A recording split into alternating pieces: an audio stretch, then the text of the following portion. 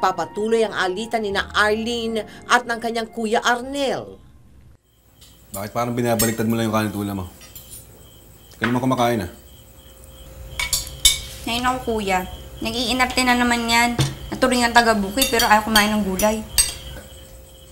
Matuto kang kumain kung nakain sa mesa. Hindi tayo mayaman ha? Ano na yan? Alvin, kaya na.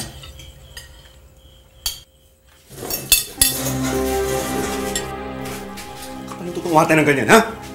Ha? Uy, ayaw mo kumain, magsasabi ka kaagad. Hindi umaasta ka ng gano'n sa ng pagkain, eh. Hindi mo? Kuya, tama na yan.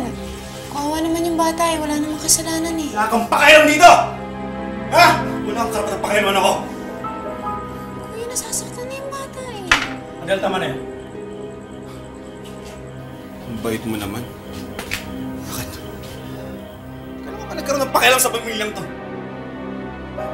Napapundis ka ba? Naisip mo na masasaktan mo kami? At kami dito umaasa sa'yo. Hindi mo naisip yun? Hindi. Kaya wala kang pakialam kung anong gagawin ko kay Elgin! Oo na, kuya.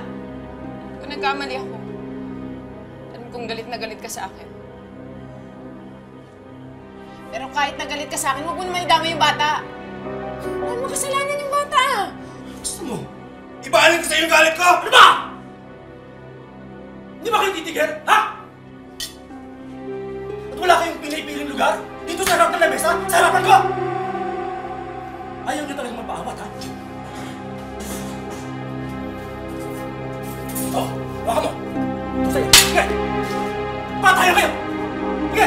Isama mo tuloy ang dagang kapatid ninyo na maubos sa lahat! Tay, tama na po. Kuya, tama na.